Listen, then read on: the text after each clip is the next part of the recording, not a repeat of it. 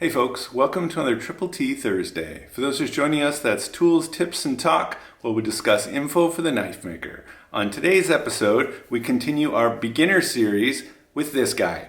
And today, we're going to do final grinding, hand sanding, and etching our maker's mark. Stay tuned, guys. Let's take a look. If you recall from last time, we ended with heat treating and tempering the blade. Now it's time to do the final grinding.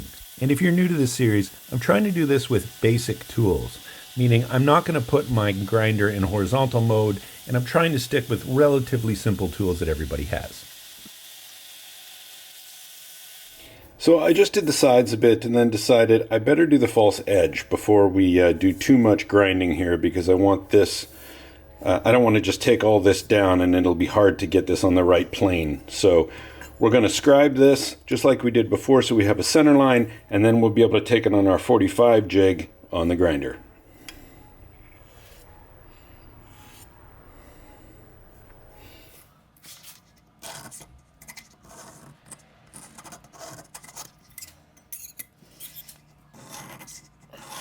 One thing I should talk about, I did mention in the first video that we had a bit of a warp. We actually didn't.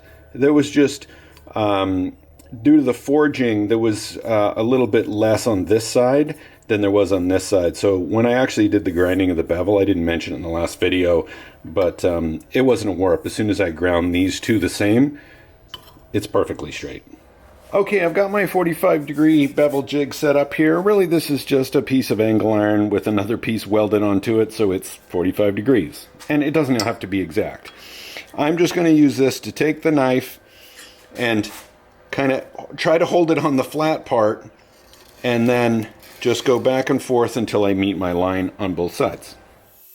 With the flats on this blade being so narrow, it actually was kind of challenging to do this. And I recall this is why I do the false edge before I put in bevels.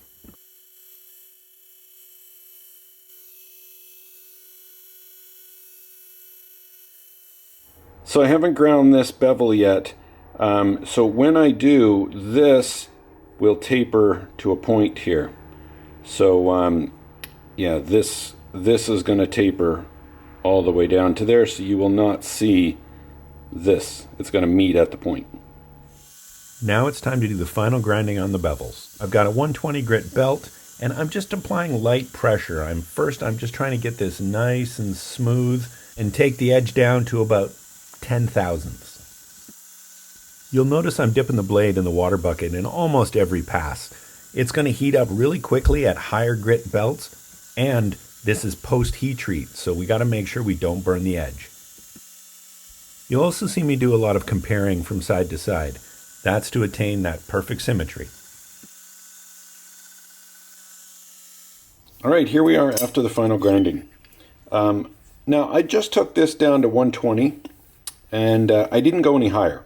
And the reason being is, when you're new, I don't actually recommend you go much higher than that. I would actually stop at 120, because the possibility that you screw it up by going to a higher grind, a higher grit, is extremely high. So this is why I suggest for new makers, stop at 36, 80, 120, any of those. Spend your time hand sanding. You will get a better product, because if you do an oops, you will not like it. So so I've ended on 120, and you can see it's not perfect here. I've got a little bit of a, facet here, and there's a little tiny thing here, but all of that will come out very easily with hand sanding. This side is actually really good, which is my offhand, which is weird. I did just took the tang, just took the forge scale kind of thing off the tang, just so it'll grip, and then we will do all the edges when we put the handle on it. All right, time to hand sand. Okay, let's talk about hand sanding. So first off, it's best to have, obviously, a hand sanding vise. The reason this is important, you can put the knife in, once you screw it down here, then I can move it around, I can do all kinds of things if I need to do the the spine of the knife, I can put it up here and turn it this way. So all kinds of good reasons to get a knife vise or make one. I made this one. It's just 2 pieces of pipe screwed, sitting inside this so I can move it around. If you don't have one, just take a board with a clamp and just clamp it to your table and then put it on that. This is also nice because it's up higher and it's easier on your back. So we're going to do some hand sanding, and for this, always use a hard backer. Don't use a piece of wood. Use some steel, aluminum, whatever you have that's hard. Because if you use something that's soft, what you're going to do is end up rounding off these corners. I've heard people say, oh yeah, I like to use a piece of leather because it smooths out all the lines. Well, yeah, it'll smooth out all the lines, but all your nice crisp plunge lines will disappear, and we don't want that. So we're going to use a nice hard backer, and we're going to wrap the sandpaper around it. I like this. Hold on, I'll get a piece here. I like this kind of sandpaper. It comes in a roll. I take the backing off. It's got a sticky back, and it's good sandpaper.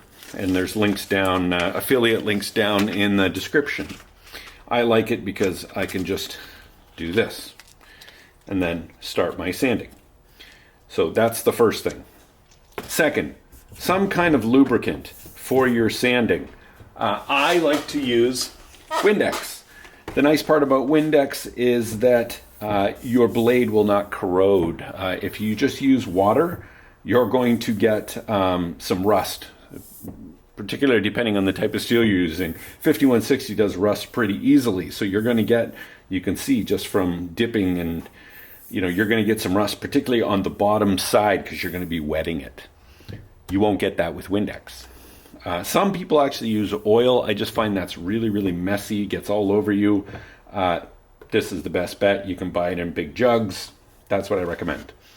So I like to just use these shop rags, and let me tighten this down. I will put this so that it's hanging off the edge a little bit. Okay, something about there, so that this whole blade, or this whole edge, the edge here is hanging off the edge, and I'm not going to hit it. I don't really want to sand the tang that much, so I'm just going to screw this down.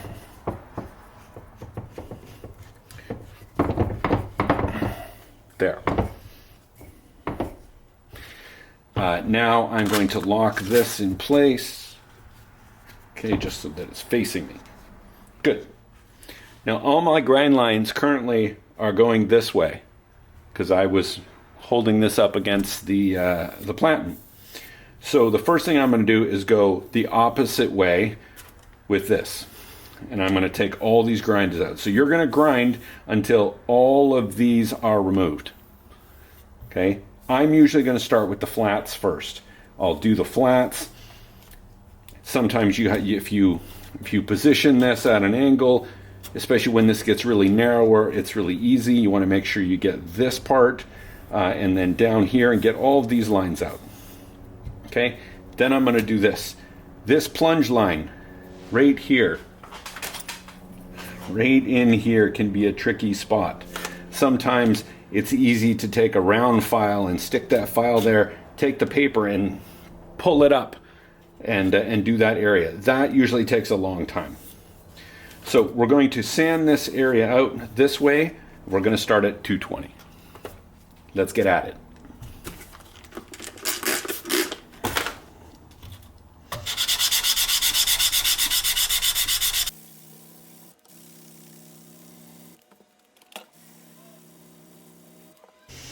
And it doesn't take long. You can see I'm starting to get a lot of those scratches out just right here.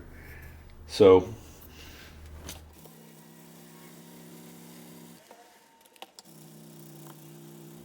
okay, so we've got the flats done. I think that total took like 5 minutes or so. Now we're going to work on the bevel, and should be another 10 minutes.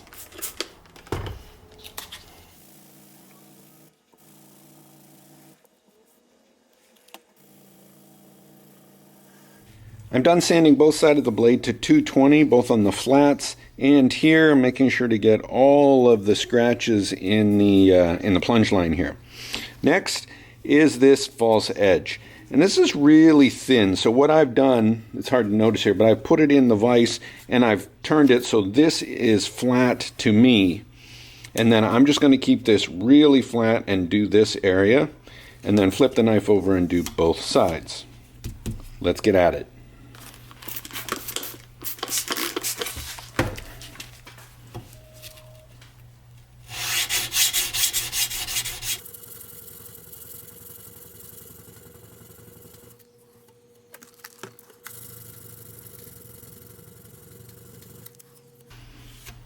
Okay, I'm almost done. This didn't take long.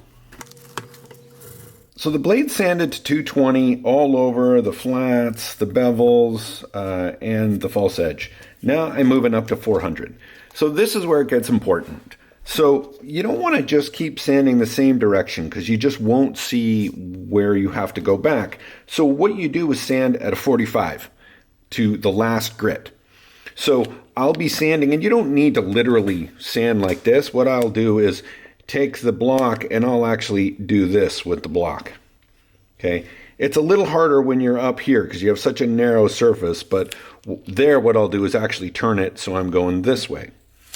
In future or in your last grit, what's a good idea is to go opposite. Either go 45s one way and then 45s the other way between the bevel and the flats, or go flat one way and 45 on the other, just so that what that does is really define this plunge line here, this line right here. Okay, it will really define that line when the grind lines kind of meet and they're not going the same direction. Because right now you see it's a bit washed out. That's because I'm going both directions. All right, let's get to hand sanding this 400 and I'll show you the difference when this plunge line comes out.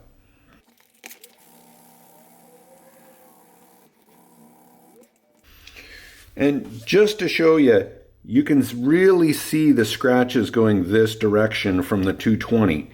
And you can see where they're completely sanded out really easily, especially if you kind of move your head around and there's some bright lights, you'll see those. So that's super important to go different directions.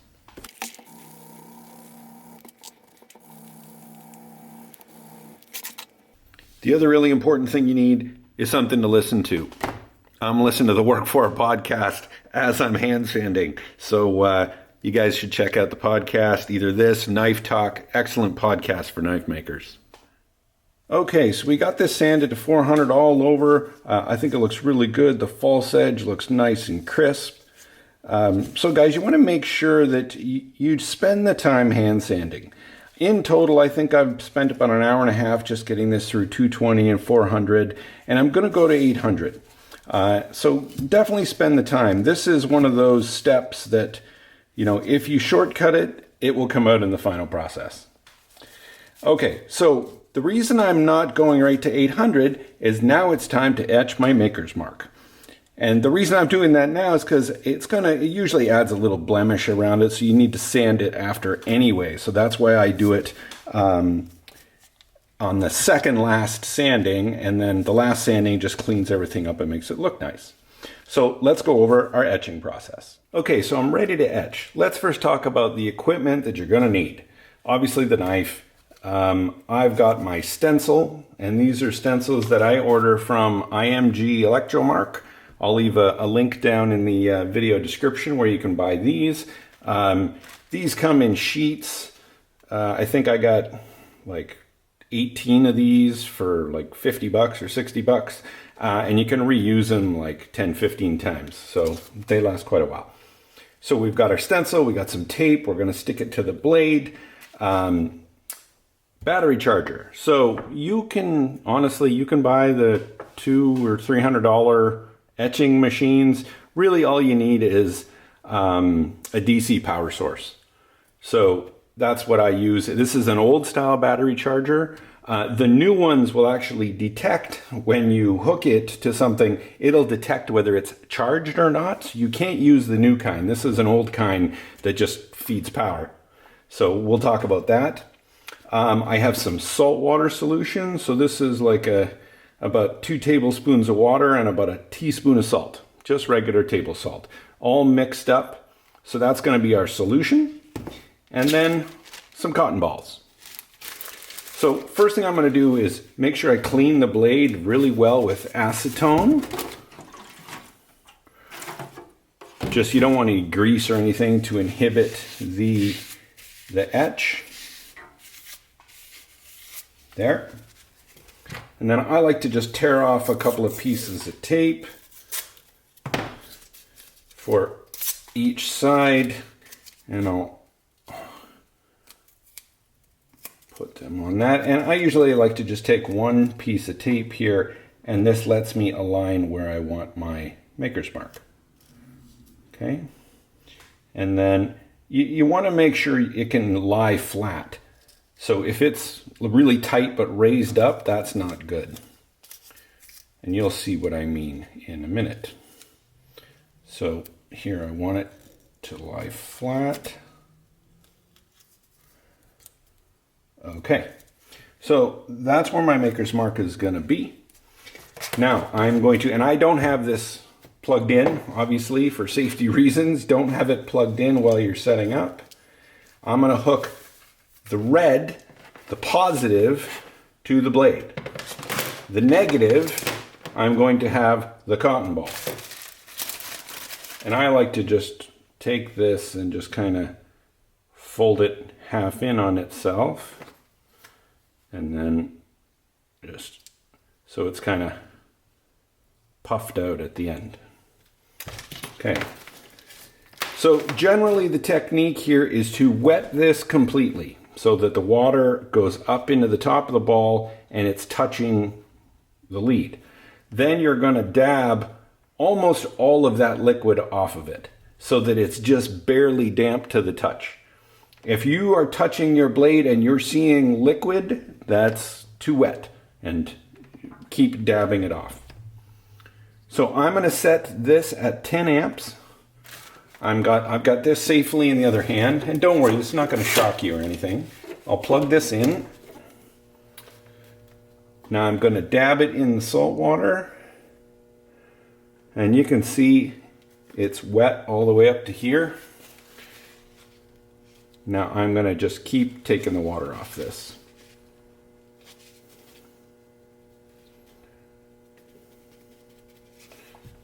You can use this part too. That's why I like to sit it on a paper towel. Okay, so that's pretty dry. So now I usually just hold down the stencil with my hand and then touch it for about 5 or 10 seconds.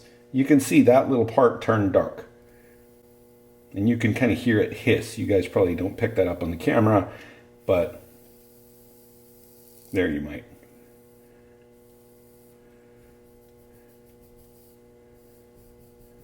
And especially the letters in my logo, I have to spend an extra bit of time on those.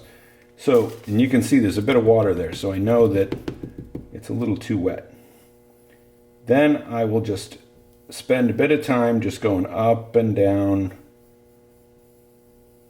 spending no more than about 5 seconds in any one area. Making sure to get the tips of the shark fins and all the detail that you really want. And you'll notice it's kind of stuck. I don't have to hold it anymore. It's stuck right to the blade.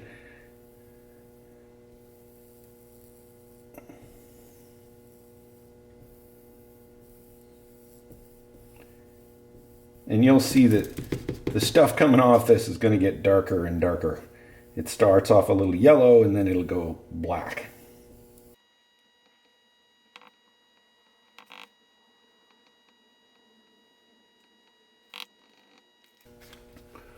Okay, when you think you've got it enough, I usually like to unplug this here. What I'll do is lift one piece, and then I'll get my marking scribe, and I'll just kind of feel the edge of this.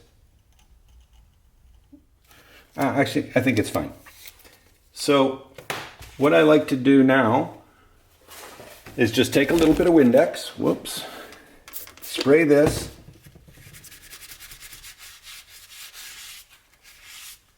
And there you have it.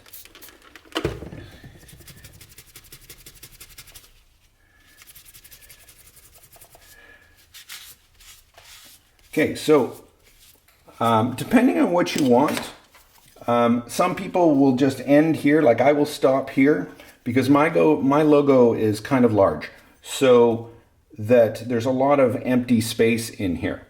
Some people will actually darken their logo black. And to do that, the easiest way is to actually reverse the leads. Put the cotton ball in the positive, hook the negative here, and instead of etching depth, it'll actually go dark. So that's a good way to make this really black. The problem I have is my logo is so large that once I sand it, the center of the shark gets sanded off. So I tend to just like to leave it kind of translucent. I just think it looks better that way. So once we do the 800, you'll see this will pop and come right out, and I can already feel it. It feels really nice. Okay, it's as simple as that, folks. And to clean up your stencil, just, again, spray it with a little Windex. You can use acetone too, but I find Windex works really well. And then, there you go. Whoops. Good as new. Okay, folks, there it is, all sanded to 800. It looks great. I'm really happy with it. The very next thing we do is tape it up so we don't get any scratches in it. It still needs to be buffed, and it'll take some of these micro scratches out of it, but we're ready to put the handle on. So that's going to be our next episode. Stay tuned, guys. We may finish this next episode. So thanks for watching, folks. We'll see you on the next one.